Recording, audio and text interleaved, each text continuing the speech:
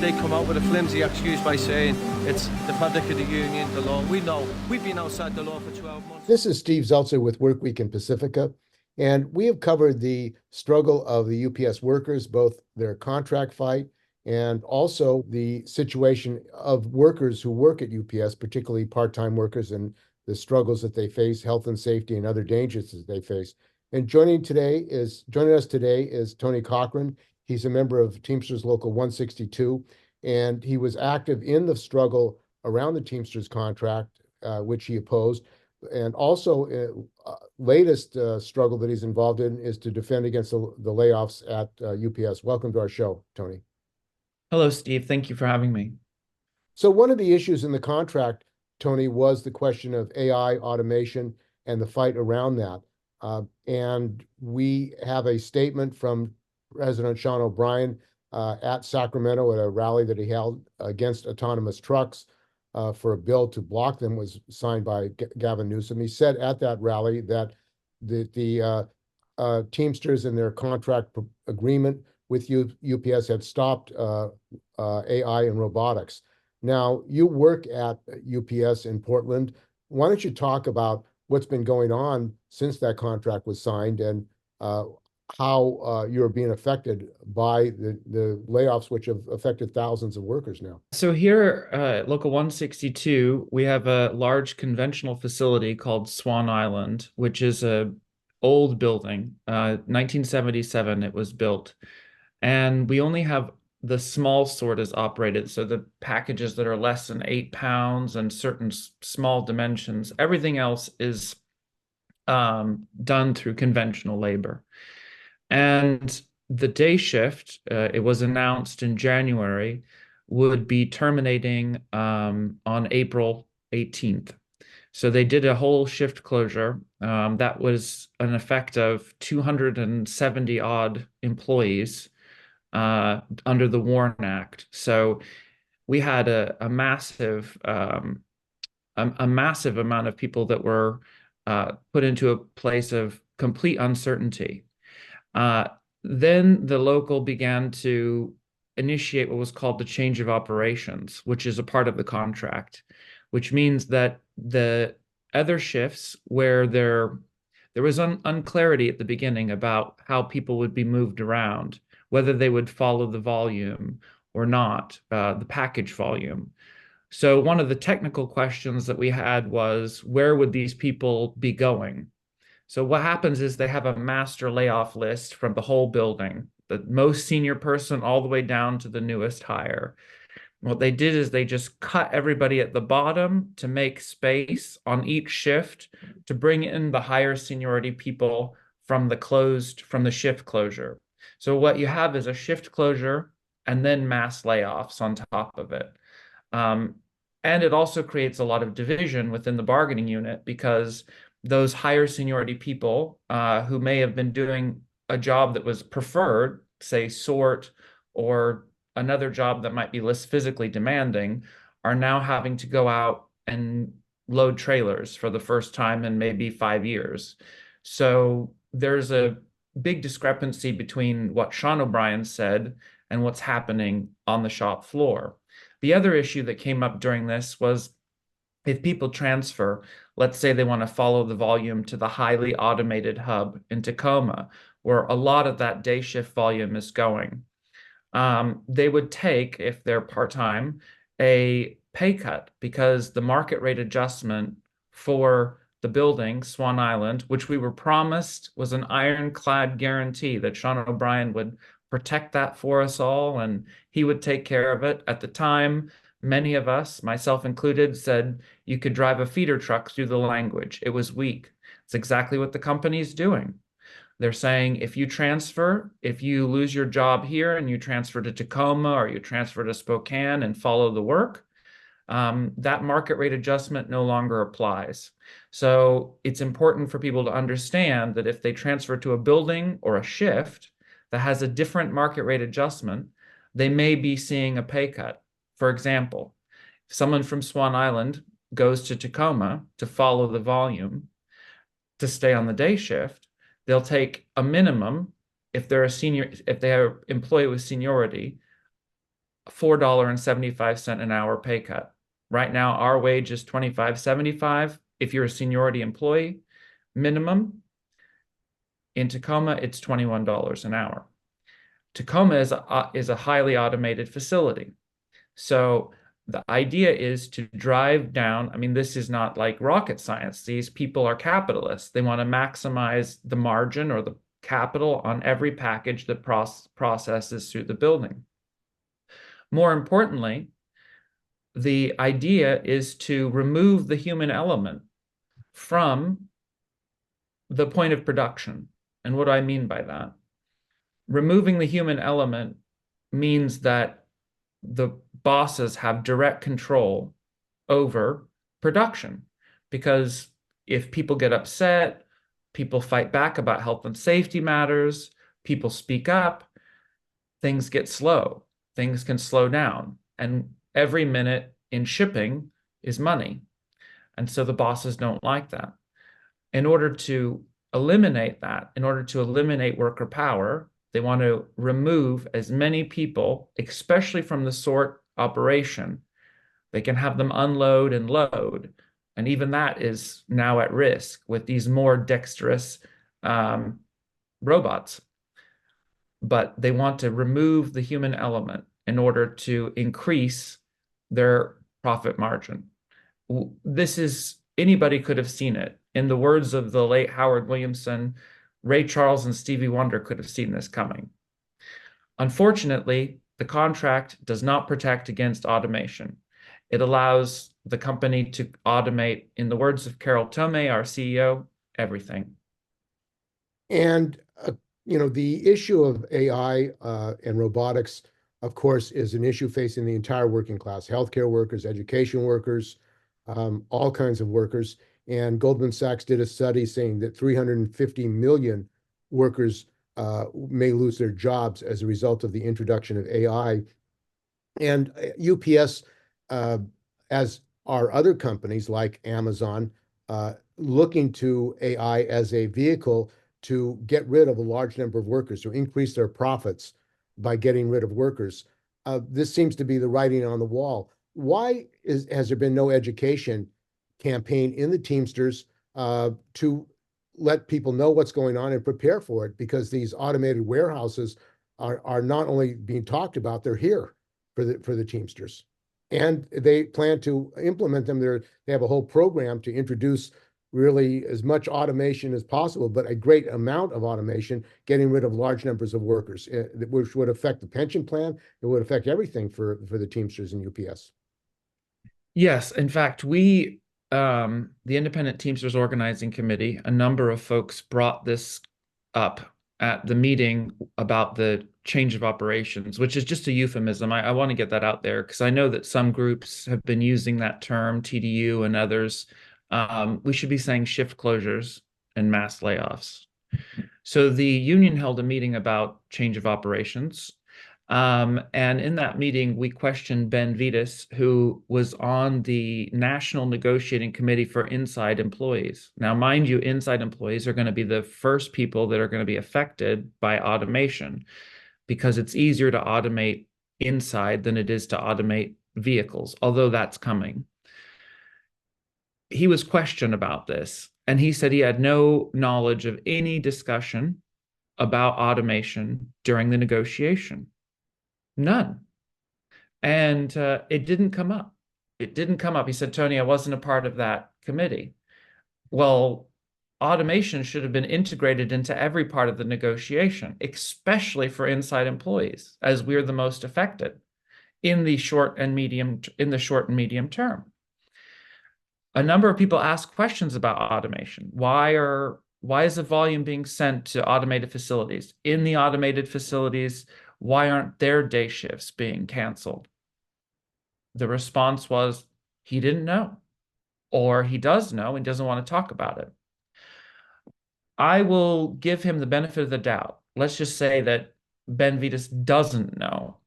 That speaks to the fact that the people who are on the National Negotiating Committee willfully ignored, and that's a generous reading of it, this industrial revolution that we're going through.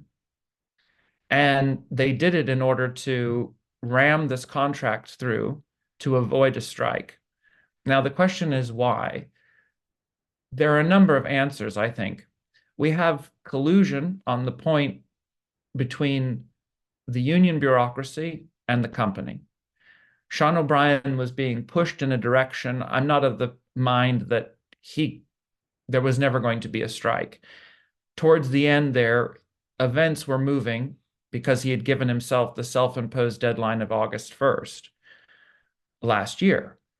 Events were pushing him in that direction. And of course, then they cooked this thing up on July 25th because events were pushing him towards a strike.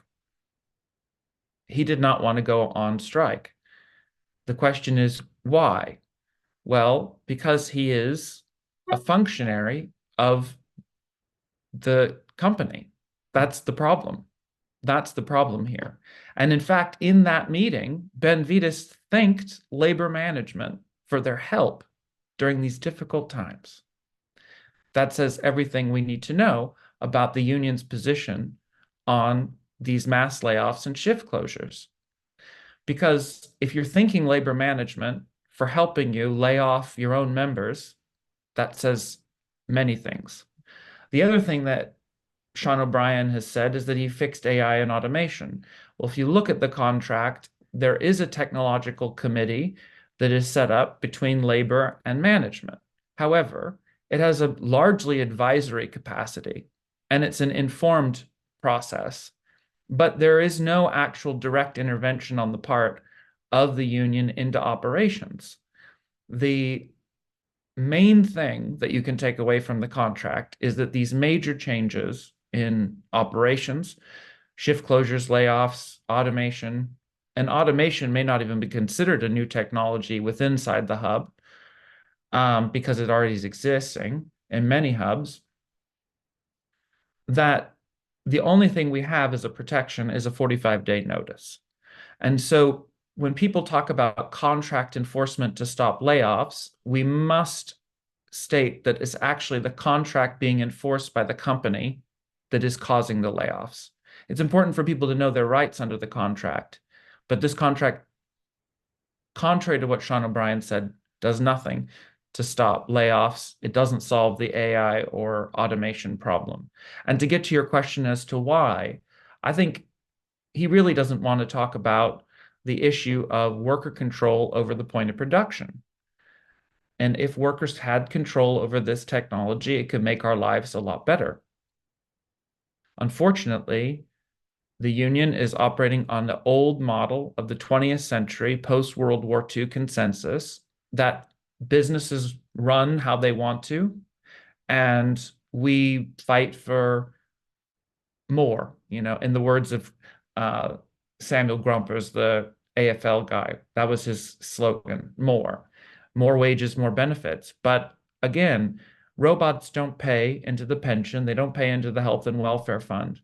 And as the bargaining unit shrinks, that's going to begin to have effect on our pension, on our health and welfare fund. Catastrophic effects in the long term.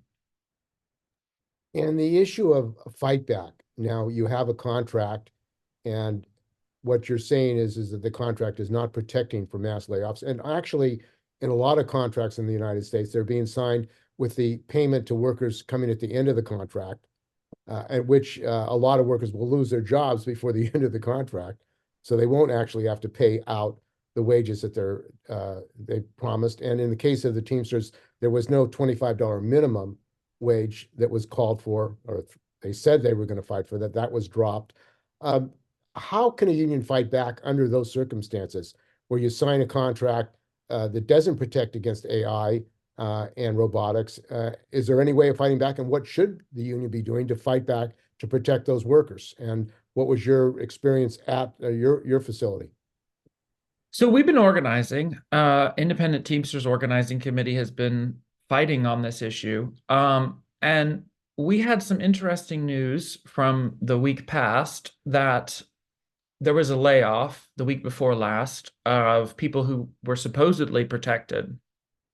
And then the next day they were back. So we began to ask questions as to how this happened. Uh, Based on reasonable and good sources, we learned that the union, the local, directly intervened, according to these reports, and told the company to reduce the hours and bring back these laid off workers. This is unprecedented because, as Ben Vitas has told us numerous times, they don't get involved in the operations of the company. That's management's right. So we have to ask ourselves, what changed? Well, there are political pressures on the local here. And I think that a lot of that pressure may have led to this direct, unprecedented intervention to bring back these laid off workers. I think at one point there were 29, and 21 of them came back the next day, despite the fact they were told they wouldn't be coming back until the following Monday. So it's important to keep the heat on your local. And the way to do that is to constantly build information amongst the workers about the layoffs, is to talk to your coworkers, is to build these committees, these independent organizing committees, so that people have a voice, a counterpower, if you will, between the union and the company, because oftentimes they have their own interests that are not in the interests of the rank and file.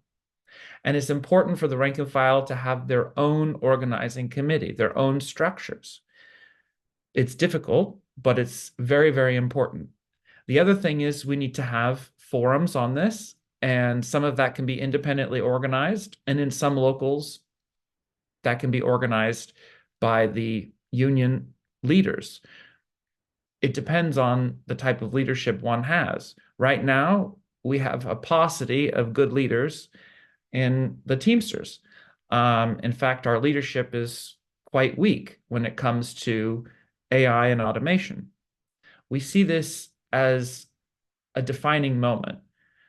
UPS Teamsters are the largest private sector bargaining unit in North America, 300 and some odd thousand.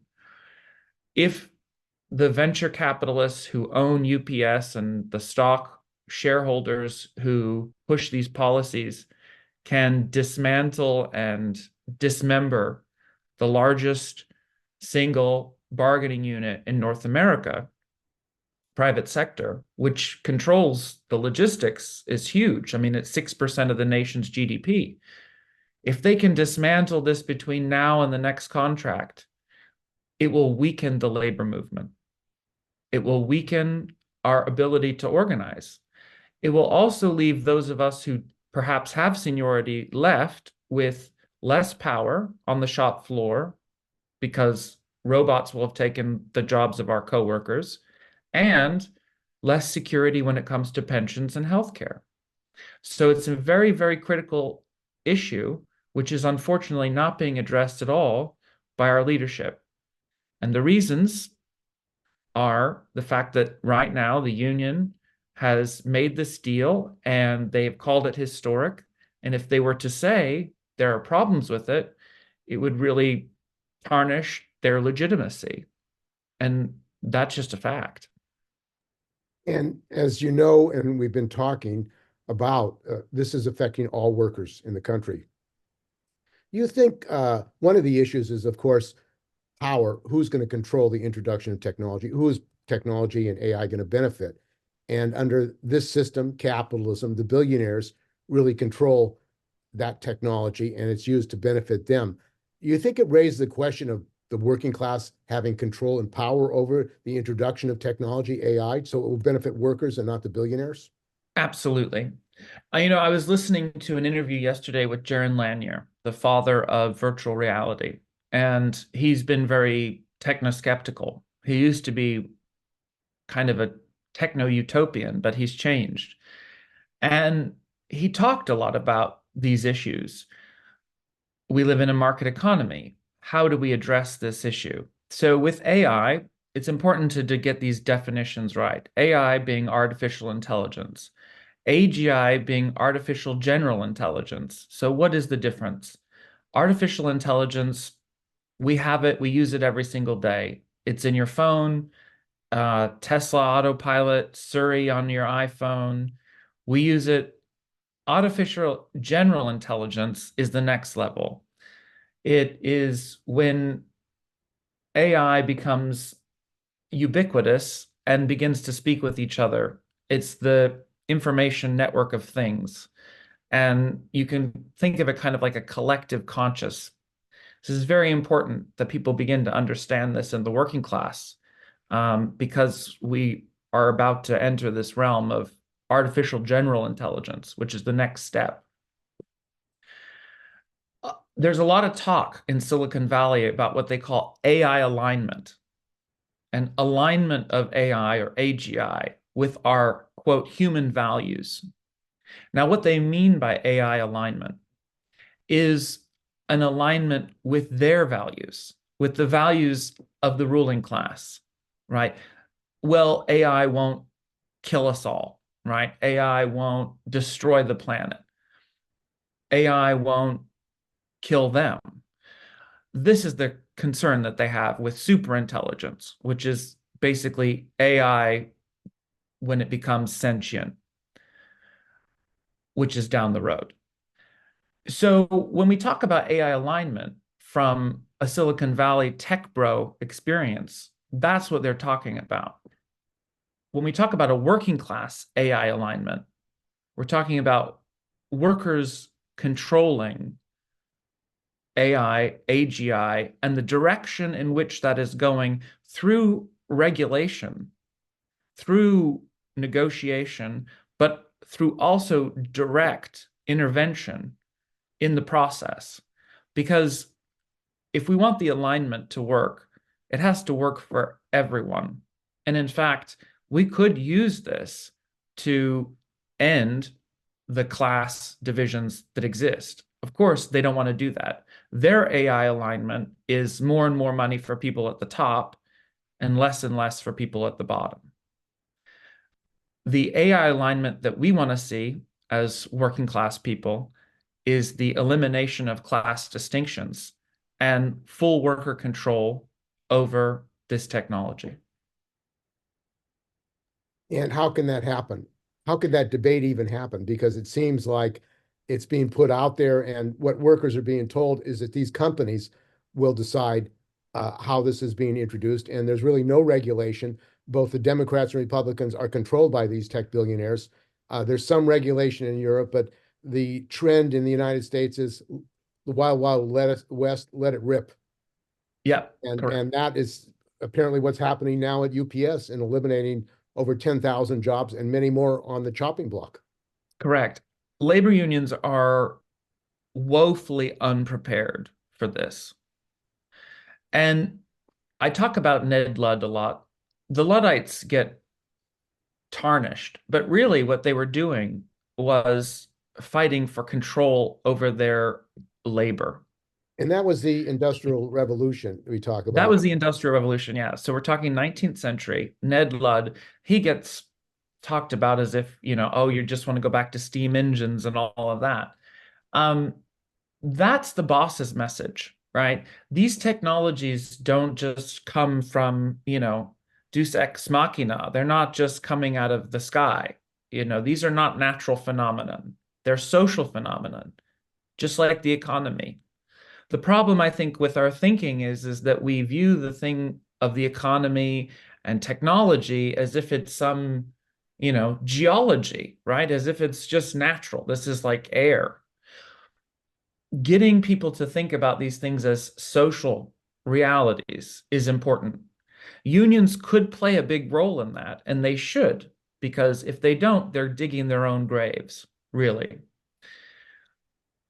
The only way to do that is to dismantle the union bureaucracy that exists today, because it's woefully unprepared. It's shown itself to be morally bankrupt, but worse than being morally bankrupt, it is completely complicit in this process of dismantling workers' rights. Now, that may seem paradoxical because unions are supposed to be fighting for workers' rights, But if you're not fighting for control of these technologies, then you are inevitably handing all of that to the ruling class. And so we have to have a real big discussion about how these unions work and if they're fit for purpose in the 21st century. And if they're not, then how do we create counterpowers within them to revolutionize the organized and organize the unorganized? And I think this is going to be very important as we move forward. And doesn't that also raise the question of a political part of the working class? Because both the Democrats and Republicans are in fact controlled by the tech billionaires, and their agenda is to serve their interest of the tech billionaires. And that's why there is absolutely no regulation of the introduction of this technology. I know I interviewed workers who were affected by scanning machines and got carpal tunnel syndrome. And in Sweden, they have a process where they investigate what the effect of this technology being introduced in the workplace is. In the United States, no investigation, let it rip. And as a result of that, millions of workers, mainly women, clerical workers and grocery store workers, got carpal tunnel syndrome.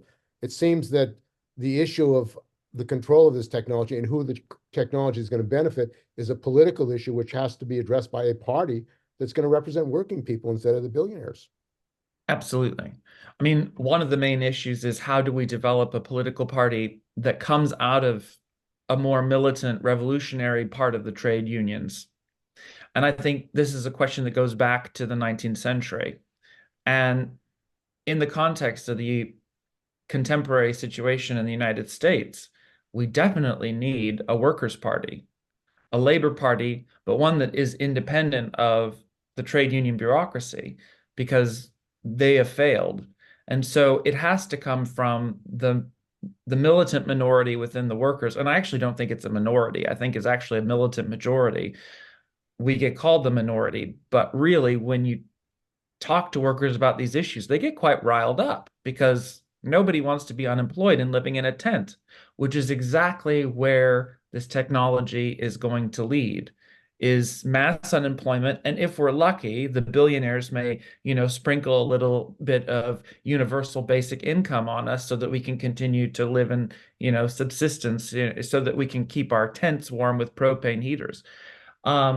This is where the technology is leading us. And I think once we have that discussion on a broader level, the political aspect of it is critical. And so it has to come from an organization of a workers' party. We have to have a workers' party in the United States because the two-party system is a complete and utter failure.